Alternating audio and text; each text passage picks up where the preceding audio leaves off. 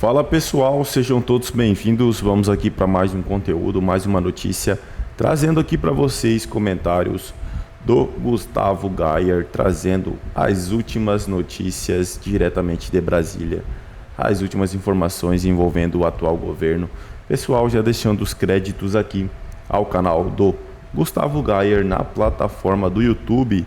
Se não é inscrito, se inscreva no canal, deixe seu like, seu comentário, que isso ajuda tanto no engajamento do vídeo quanto no crescimento do canal. Então dê aquela força se inscrevendo, ativando o sininho, isso faz a maior diferença para a gente aqui dentro da plataforma. E pessoal, peço a vocês também que comentem aí de qual cidade vocês estão nos assistindo, que é para a gente saber de onde está vindo a nossa audiência. Agora, sem mais enrolação, bora pro comentário do Gustavo Gayer. Das 5 regiões do nosso país, o atual mandatário, presidente da República, teve a maioria dos votos em apenas uma região.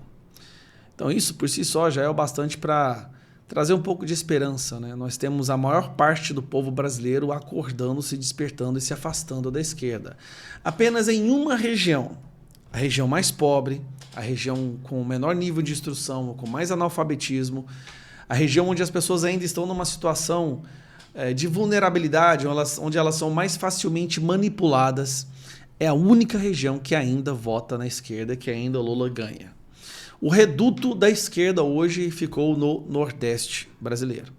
Infelizmente, uma região linda, maravilhosa, um povo do coração gigantesco, amistoso, mas que ainda assim está sequestrado ideologicamente, né, por essa ideologia. Só que nós estamos começando a ver esperança. Desde que o governo assumiu, e eu vou repetir isso, parece que Deus colocou esse cara na presidência para passar uma lição de uma vez por todas para que nunca mais a esquerda chegue no poder. Desde que assumiu a presidência, a popularidade do Lula no Nordeste está caindo vertiginosamente. E são vários fatores que influenciam nisso.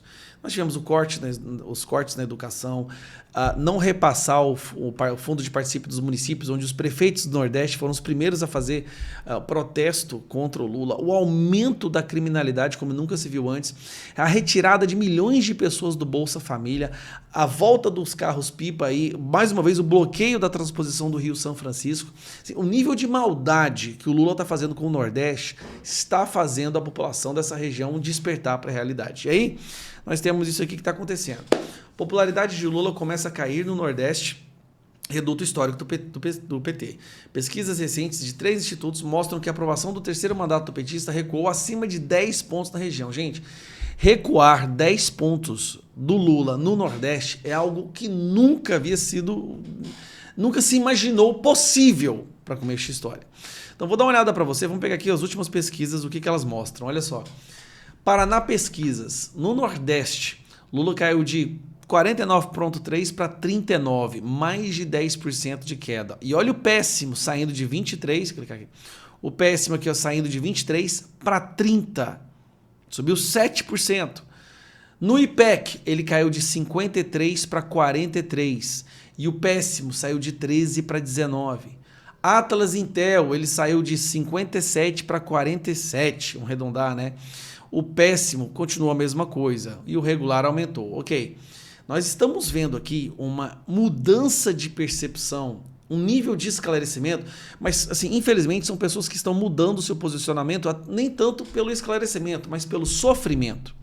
São pessoas que estão sofrendo na mão da esquerda. E o que o Lula decidiu fazer para resgatar a sua popularidade? Olha as capitais. Fortaleza, olha como que está a situação dele em Fortaleza. Os que aprovam, os desaprovam. Olha só como é que mudou de abril para março. Aqui, ó, Salvador, 22 para 33. Fortaleza, 27 para 44. Olha o aumento. Recife, o desaprova foi de 35 para 38. Ou seja, é um governo que está derretendo. Mas vamos lá.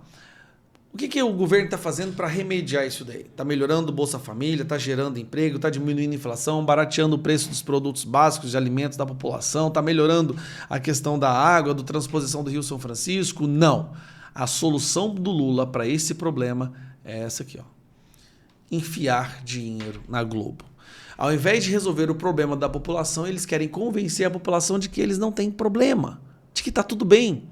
É aquilo que se fazia nos anos 90, nos anos 80, quando o povo não tinha internet, quando a única possibilidade de acesso à informação era através da Rede Globo. Aí me vem o Lula, tira dinheiro do Bolsa Família, tira dinheiro da água, tira dinheiro do combate à dengue, nós estamos batendo recorde de mortes em dengue, tira dinheiro da educação, da segurança pública e coloca onde? Na Globo. Ao invés de resolver o problema, vamos manipular a opinião pública para que eles acreditem que não há problema. Esse é o governo do povo que fez o L. Assim, é tão escancaradamente criminoso, imoral, perverso, nefasto, mas o povo está acordando. E Lula, a esquerda perdendo o Nordeste, cara, o Brasil vai decolar. A prosperidade vai chegar no Nordeste. O pensamento da liberdade econômica, facilitação da iniciativa privada, quando isso chegar no Nordeste, que é um ponto turístico do Brasil, e eles puderem aproveitar isso e transformar isso em riqueza, é perigoso o Nordeste tornar a região mais rica do Brasil. Pode sair da mais pobre para mais rica. A única coisa que a gente precisa é tirar a esquerda de lá. Eu fico por aqui, um grande abraço, tchau. Nosso convidado aqui, o Vinícius, seja bem-vindo, viu, Vinícius? O Guilherme já faz as devidas apresentações. Boa tarde para a nossa audiência. Olha, o doutor Paulo, a gente tem recorrentemente falado dele aqui porque é um incansável buscador do direito.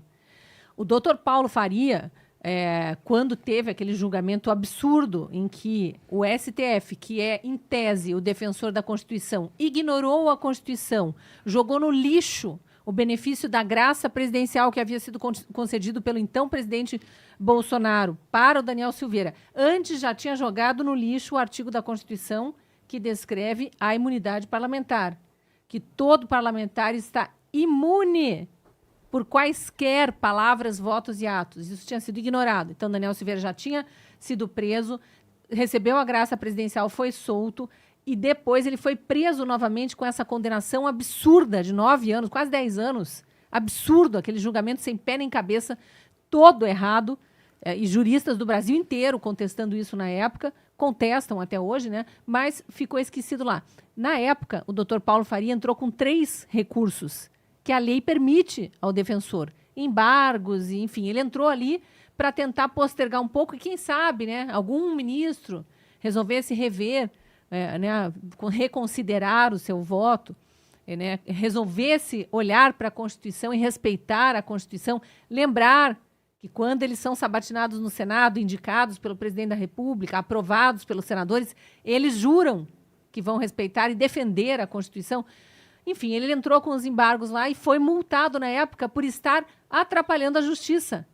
E na época, nós lembramos, eu fui uma delas, eu entrevistei o doutor Paulo Faria na minha coluna aqui na Gazeta do Povo, que Zanin, enquanto advogado de Lula, na época da Lava Jato, entrou com mais de 400 recursos. Mais de 400 recursos. Ele simplesmente parou o STF durante anos, só para ficar analisando os recursos. Todos eram negados, aliás, é bom a gente lembrar. Todos eram negados, inclusive pelo Fachin, que depois descondenou ali naquela manobra absurda também. E nunca Alexandre de Moraes, ou quem quer que seja lá do STF, achou que o Zanin estava tentando atrapalhar a justiça. Achou que ele estava no seu devido direito de defensor, de defender o réu, o cliente dele. E ali foi um processo que se arrastou durante anos. Inclusive, a prisão de Lula, na época, atrasou muito por conta desses vários recursos. A hora que esgotou, condenado já em 3 instâncias, não tinha mais nenhum duplo twist carpado para dar, ele foi preso. Agora, o doutor Paulo Faria, por causa de 3 recursos, lá na época da condenação, daquele julgamento absurdo, multa. Eu não lembro de quanto foi a multa, mas eu lembro ainda do desespero dele, até certo ponto, de fazer a OAB vir a favor do advogado, porque se abre um precedente quando se permite que um advogado seja multado por recorrer de uma decisão com a qual ele não concorda. E era o que ele tinha feito. Bom, eu não sei como é que ficou aquela multa, eu desconfio que ele teve que pagar, porque a OAB a gente sabe no que se transformou também. E agora vem isso. Faz meses que o doutor Paulo Faria está buscando espaço no seu Twitter. Quem procurar doutor Paulo Faria no Twitter vai ver o tanto de documentação que ele coloca provando documentado, com uma argumentação incontestável, que Daniel Silveira é mais uma vítima do sistema, mas não porque foi condenado, isso a gente já sabia, porque ele está preso há muito mais tempo do que deveria. Estão negando a ele a progressão de regime, que concedem a estupradores, pedófilos, homicidas, traficantes, latrocidas e por aí vai. A companheirada, os cupinchas, aqueles que batem panela dentro do presídio quando uma certa pessoa toma o poder, que é diferente de ganhar eleições, né, Zé Dirceu? Sempre gostoso de lembrar aqui no Sem Rodeios. E aí, o doutor Paulo Faria agora está sendo multado por recorrer, por insistir. Por isso a gente fez o card aqui do Alexandre de Moraes, o magnânimo, dizendo, por favor, não insista. Né? Acho que nem tem por favor na história, porque não é afeito a isso. Então é um absurdo. A gente está tentando trazer o doutor Paulo Faria para falar conosco aqui no Sem Rodeios. Se ele tiver uma brecha na agenda apertada lá de advogado, a gente se conecta com ele e ainda vai ouvi-lo, porque é realmente estarrecedor e que o resto do judiciário permita que isso aconteça. E mais, Rodrigo Pacheco continue calado. O omisso mor, o conivente mor da República Brasileira, que já não sei nem se pode ser classificada como república, né? Isso aqui é uma ditadura das piores, das mais atrozes. Só não vê quem não quer. Só não vê quem não quer, estarrecedor mesmo, Cris. Jorge Serrão, a Cris falou de multas que já aconteceram, mas diante dessa repetição de pedidos da defesa, o Moraes determinou multa fixa no valor de R$2.000 ao advogado de defesa e justificou, dizendo que foi em razão da litigância de má-fé da defesa e que a multa é admitida pacificamente pela jurisprudência da Corte. A que ponto chegamos, Jorge Serrão? Boa tarde. Saudações, meus amigos, meus amados haters. Saudações, meu povo da Gazeta do Povo. É aquilo que a gente fala todo dia aqui no nosso programa. O Brasil entrou num regime complicadíssimo de tirania. É isso, não tem outra explicação para dar. Então, você assiste a momentos de injustiça, assiste a esquisitices do ponto de vista institucional. Presenciamos uma guerra de todos contra todos os poderes que você não sabe aonde vai chegar, né? E não tem poder moderador para cuidar dessa guerra, porque um poder conflita com o outro, um poder tenta mandar mais que o outro. Na verdade, hoje, o que a gente tem visto há muito tempo é o judiciário mandando mais que os demais poderes. Esse caso Daniel Silveira é o caso emblemático de um parlamento completamente omisso, que não entendeu a gravidade da imposição de uma condenação, de uma autorização para que Daniel Silveira fosse processado e não mediu as consequências institucionais disso. E agora a porteira está escancarada. Agora o Judiciário, o Supremo Tribunal Federal, pode processar quem quiser e aplicar a punição da maneira como achar conveniente, utilizando o vastíssimo aparato legal brasileiro. As leis no Brasil, elas são interpretadas, elas não são cumpridas. Então esse é o problema brasileiro hoje, grave, onde nós temos aí uma relativização completa do que seria o Estado de Direito. Não dá nem para chamar de democrático. Você não consegue chamar nem de Estado de Direito. Se você ousar chamar democrático, você corre o risco aí de ser enquadrado por fake news. Só que depende de que lado que vai enquadrar você por fake news. Porque o sistema de poder tem uma visão e o resto tem outra. A sociedade brasileira fica com a outra visão. E a visão que a sociedade brasileira tem não é boa. Tanto que essa semana tivemos em Brasília um incidente, mais um daqueles incidentes lamentáveis, que não eram para acontecer. Você imagina a presença pública de ministros do Supremo Tribunal Federal em um evento numa Câmara Distrital, numa Câmara de Vereadores, no caso lá, a Câmara do Distrito Federal corresponde a uma Assembleia Legislativa, né? ou a uma Câmara de Vereadores, lá não tem, lá o nome é Câmara Distrital. Ela é um meio termo entre Câmara de Vereadores e Assembleia Legislativa. E lá, no evento que aconteceu essa semana, o ministro do Supremo Tribunal Federal, Alexandre de Moraes, recebeu vaias. Isso é lamentável. Isso não poderia ter acontecido. Não é justo você vaiar uma autoridade do Judiciário, da Suprema Corte, o guardião da nossa Constituição. Mas aí eu faço aquela pergunta e convido também todos do Poder Judiciário a também fazerem a mesma pergunta, consultando a própria consciência. Por que essa vaia aconteceu? É porque a plateia é mal educada?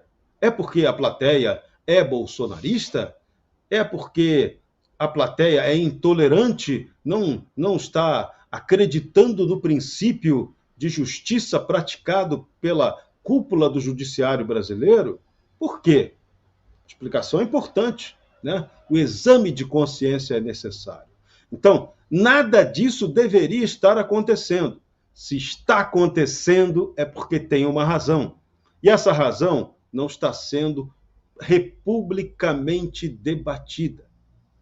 Exceto programas como o nosso, exceto publicações, jornais responsáveis como a Gazeta do Povo e poucos outros aqui no país, estão promovendo um debate sobre o nosso gravíssimo momento institucional. Tirando esse pequeno grupo que debate, quem deveria estar debatendo, que é o Parlamento Brasileiro, não está debatendo. Ou debate se debatendo, né? Um debatendo no outro, e não o debate, que é a troca de ideias, de raciocínios corretos para a construção de soluções republicanas, que é o que a gente está precisando. Um poder não pode mandar no outro da maneira como está acontecendo no Brasil. Ele não pode ter mais poder que o outro.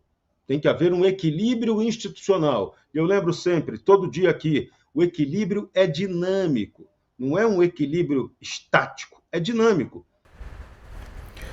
É isso aí, pessoal. O negócio era que não deveria ter cometido de novo o mesmo erro de acreditar que o Lula iria fazer diferente. Desta vez, agora todos têm que pagar pelo erro do Nordeste. Pelo erro do Nordeste. Não adianta se arrepender agora. Sabe por que eu falo isso? Porque assim, não foi a primeira vez que ele governa, não é a primeira vez que ele está no poder, não é a primeira vez que a esquerda está no poder. Já é a terceira vez. Estou falando do Lula. Terceiro mandato.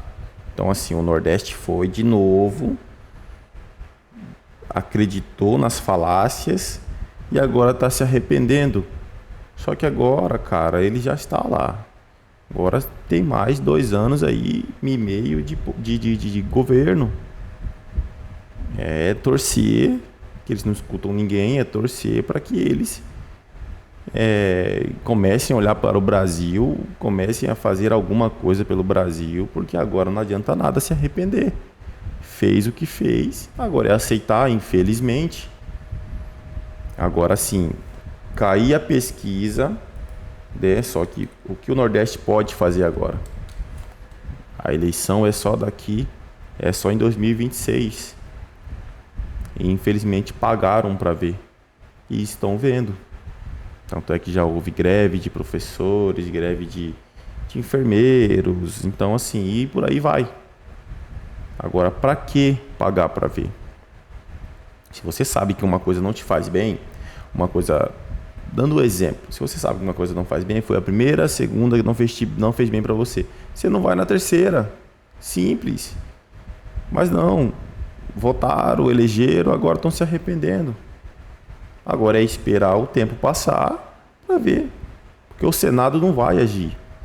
O Senado não vai agir. Nem o Senado, nem os deputados, eles não vão fazer nada. Não vão abrir um processo de impeachment, o Pacheco não vai aceitar. E é isso. Agora, infelizmente, pagaram para ver e estão vendo que ele não está fazendo nada, a não ser aquela perseguição pessoal a Bolsonaro e esquecendo que o Brasil existe. É isso aí, pessoal. Se não é inscrito no canal, se inscreva, deixe seu like, seu comentário. Isso ajuda muito no crescimento do canal, ajuda muito no engajamento do vídeo. Então, peço a vocês que deem aquela força. Isso ajuda muito a gente dentro da plataforma, seu like, seu comentário, tanto no engajamento do vídeo quanto no crescimento do canal. Então, é muito bom vocês interagirem com o vídeo também, assistir ele até o final, também aqui dentro da plataforma, que o YouTube vai entender que somos relevantes e entrega o nosso conteúdo para mais pessoas. E quando forem se inscrever no canal, pessoal, ativem o sininho de notificação, porque assim que postarmos conteúdo chegará diretamente em seu smartphone ou em seu computador. Agradeço pela companhia e até o próximo conteúdo.